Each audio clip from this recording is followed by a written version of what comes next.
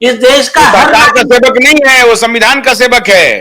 का सेवक है। और आपको याद तो होगा, हाँ तभी तो ये सरकारी वकील वहां परेशान घूम रहा है कि मुझे भी जेल हाँ, हो जाएगा।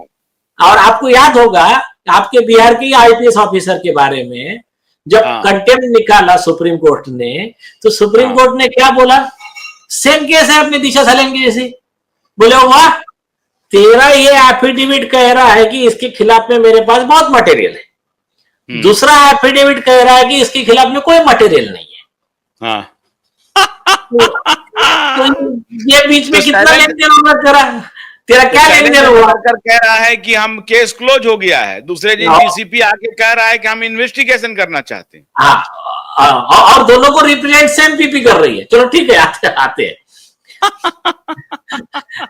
और अब नहीं, तो मैं ये कोर्ट जिक्र इसलिए करता चलूं कि वो असली खेल तो वही है, वो जेल जाने की तैयारी होनी चाहिए ना। नहीं, हाँ ठीक है, ठीक है। हाँ, हाँ अभी सुप्रीम कोर्ट ने बोला तुम किसी के नौकर नहीं हो, तुम सिर्फ संविधान के नौकर हो। हाँ तुम या तो तुम्हारे किसी पॉलिटिकल लीडर के कहने पे या पैसे खाकर जो भी तुमने किया है, ये यहाँ हाँ चलेगा नहीं इस देश में। ये देश संविधान पे हाँ चलता है। हाँ तो ये एक हो गया। और बाद में हम्म वो अभी उम्र कैद की सजा दिया पुलिस अधिकारी को, कंप्लेंट लेने हम्म से मना कर दिया, उसके पिताजी को तकलीफ दे रहे हम्म पीड़ित के, जो मृत व्यक्ति के। तो ये जो है, लेकिन आप ये कह रहे हैं कि जो जस्टिस सूर्यकांत हैं, जो चीफ जस्टिस सूर्यकांत हैं, उन्होंने जो कहा है कि भाई इस फ्रेमवर्क में ही काम होगा, कि हाँ टेबल टेनिस नहीं खेलेंगे, इस हाँ, हाई कोर्ट के जजमेंट को वो हाई कोर्ट नहीं मानेगा, सुप्रीम कोर्ट के केस लॉ को हाई कोर्ट नहीं मानेगा, ये सब नहीं चलेगा, ये स्ट्रिक्ट हो गया ना, आदेश है ये। यस यस, ऑलरेडी अगर ऑलरेडी। मेरे अगर मेरे संज्ञान में आया तो इस पर बहुत जबरदस्त कार्रवाई होगी। मैं आपको बताता हूं, सुनिए।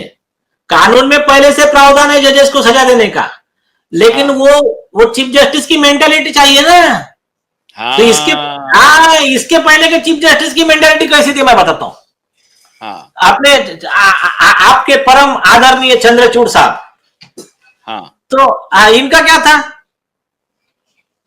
कोई लेकर पहुंच गया पिटीशन, साहब ये जज ने गलती किया, तो इन्होंने काम क्या किया मैं बताता हूं। अभी देश सुन ले, जिसको जुडिशियल डिसऑनेस्टी बोलते हैं ना, न्यायिक बेईमानी, उसका बेस्ट एग्जांपल सुनिए। हम्म पश्चिम बंगाल में करप्शन चल रहा था शिक्षक घोटाले में। क्या नाम था हम्म उनका? जो भी पर्सन थे वो मिनिस्टर, हाँ वो और इन सब लोगों के खिलाफ में जस्टिस गंगोपाध्याय साहब ने सीबीआई इन्वेस्टिगेशन ऑर्डर किया। हो गया, सरकार कुछ कार्रवाई नहीं कर रही थी। सीबीआई इन्वेस्टिगेशन को आपके परम आदरणीय सीजे चंद्रचूड़ साहब ने स्टे कर दिया। हम्म हो गया। अच्छा, स्टे का कारण क्या? उनको ही मालूम है ना। आगे का जो बोलता हूं मैं इसमें, जस्टिस चंद्रचूड़ का करप्शन एक्सपोज करने वाला मैं आपको प्रूफ देता हूं। बाद में हमने केस फाइल किया जस्टिस चंद्रचूड़ के खिलाफ, बाद में आगे चल के स्टे हटा, जो भी है। हम्म जैसा स्टे हटा, सीबीआई ने रेड मारी, 65 करोड़ रुपया वो मिनिस्टर के घर से कैश बरामद हुआ ना। हम्म हाँ, तो अभी देश समझ इसका मतलब ये 65 करोड़ या ये करोड़ों का लेन देन का खेल चल रहा था सुप्रीम कोर्ट में। सो कॉल्ड हार्वर्डियन और ये जो celebrated chief justice, retired chief justice, और एक, ठीक है ना, आप बताओ ना स्टॉक आप। मार्केट गैंग के साथ बैठ करके फोटो खिंचवाने वाले। नहीं नहीं, और ये बताया ना कि इनको क्या ऐसा लगा कि वो आरोपी पर अन्याय हो रहा है सीबीआई इन्वेस्टिगेशन से। इन्वेस्टिगेशन ही तो ऑर्डर किया था ना। तो आरोपी पर कौन सा अन्याय हो गया ये सब कुछ नहीं बताया, स्टे कर दिया। हाँ, 65 करोड़ रुपया पकड़ाया उसके घर से। हाँ, तो फिर 65 करोड़ रुपए पकड़ा, तो इससे साबित हो इसके गया। लिए ये क्राइम प्रोसीड जज तक नहीं करता है सर। क्राइम प्रोसीड 200% करता है। तो जो गलत आदेश देता है ना जज, तो मैं हाँ वही तो बता रहा हूं उसको। 218 में, आईपीसी 218 में 3 साल, आईपीसी 219 तो में ये जो 7 अब साल। उन्होंने जो गलत आदेश दे दिया, देखिए साहब, ऐसा है कि सरकारी नौकरी में या कोई भी आदमी अगर कोई गबन करता है और वो रिटायर हो जाता है, बाद में पता चलता है तो उसका वसूला जाता है। तो ये रिटायर हो गए हैं, तो क्या ये अभी इनसे नहीं वसूला जाएगा कि भाई ये 65 करोड़ पकड़ाया था, आपने ये गलत जजमेंट दिया था, इसके बदले में अब आपको सजा भुगतनी पड़ेगी? ये नहीं चलेगा क्या? रिटायर हो गए, सब चुप हो गया? नहीं, रिटायर हो गए तो और आसान हो गया। आप समझे नहीं, रिटायर के बाद तो परमिशन लेने की भी जरूरत नहीं प्रोसिक्यूशन की। हाँ, तो वैसा उस पे कहाँ कुछ हो रहा है? चंद्रचूड़ जी से कोई नहीं पूछताछ कर रहा, तो मीडिया में जाकर के बढ़िया बढ़िया लफाजी के साथ अंग्रेजी बोल बोल करके बात कर रहे हैं। नहीं, सुनिए ना, आप ऐसा निगेटिव पे क्यों जा रहे हो? थोड़ा आशावादी बात कीजिए ना। देखिए, सरकार नहीं कर रही है, इसमें सरकार नहीं कर रही है। अभी इन्होंने जाके मोदी जी के कौन से पाव चरण स्पर्श करके पाव धोकर पी लिए, उनको मालूम, अपने को नहीं मालूम, ठीक है। लेकिन जितने इस देश के जो चिल्लाने वाले हैं, अन्याय हो रहा है, अन्याय हो रहा है, तो ये जो भी है आपका लेफ्ट लिबरल नहीं बोल सकते उसको, लेफ्ट स्पॉन्सर्ड सिस्टम, हाँ, लेफ्ट सिस्टम है, वो क्यों शांत है? वो उनके पास में तो रिटायर्ड जजेस भी है, उनके पास में पैसा है, बाहर से फंडिंग है, तो वो क्यों केस नहीं फाइल कर रहे? लॉ का प्रोविजन तो बहुत क्लियर है।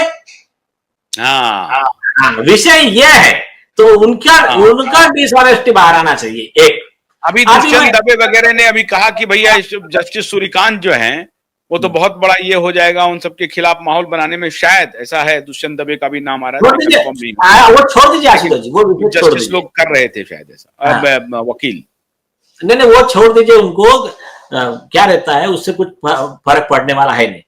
हाँ बिल्कुल, मैं पुष्टि भी नहीं कर पा रहा हूँ, तो लेना भी नहीं उचित। लेकिन अभी आपको जब दिख रहा है कि चंद्रचूड़ के खिलाफ में यह प्रूफ है, अरे चंद्रचूड़ ने, उनका जो बेटा था जो इसके लिए, रिया के लिए खड़ा था, वो बेटे के एक मैटर में सपोर्ट करने के लिए जो मटेरियल ऑन रिकॉर्ड है ही नहीं, बेटे का रिलेटेड केस खुद के पास लिया, बिना सरकारी वकील को सुने, बिना अपोजिट पार्टी को सुने, एक पार्टी हाईकोर्ट को ऑर्डर दे दिया कि आप इस आदमी का एप्लीकेशन डिसाइड करो, जो एप्लीकेशन है ही नहीं रिकॉर्ड पे। तो ये जो भ्रष्टाचार किया ना, इसका सारा प्रूफ सरकार को दिया जा चुका है, ठीक है। अभी इतने बड़े भ्रष्टाचार के बाद भी सरकार चुपचाप बैठी हुई है, तो कैसे कहेंगे अब माननीय हमारे सनातनी प्रधानमंत्री जी क्या कर रहे हैं? नहीं, सुनिए ना, उसके बाद में उनके कान के नीचे में ये सब चल रहा है। नहीं, कुछ बातें जो है वो तो हो है, उसके लिए अलग से एपिसोड बनाइए, आप सुनिए, रुकिए। हाँ, अभी आते हैं मुद्दे पे।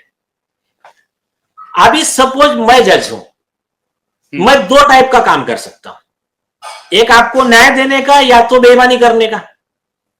मुझे अगर आपको न्याय देना है, सिर्फ आपको नहीं देना है, मुझे सिर्फ एक मैटर में ऑर्डर देने से हो गया क्या मेरा काम? मैं अगर हाई कोर्ट या सुप्रीम कोर्ट की जज के पोस्ट पे बैठा हूं, तो मेरा सिर्फ एक ऑर्डर देके नहीं होगा ना, मेरे को ऐसा डिटेल लॉ बताना पड़ेगा ना। तो फिर मैं क्या करूंगा?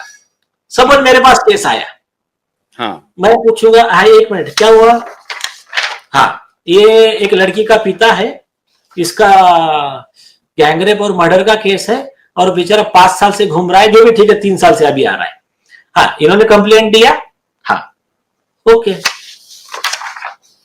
एफआईआर रजिस्टर किया आपने? नहीं किया। क्यों नहीं किया? डायरेक्ट सवाल है, सिंपल, एफआईआर क्यों नहीं किया बताओ?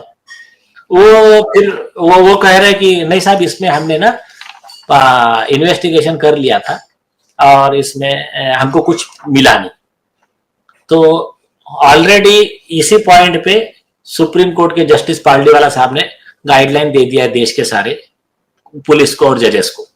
तो बोलेंगे, तो इसमें तो लिखा है ना कि आपने एक्सीडेंटल डेथ का इंक्वायरी करके कुछ भी निष्कर्ष निकाला होगा। आपका कहना है कि ये लड़की का पिता झूठा है, एफआईआर तो आपको करना है।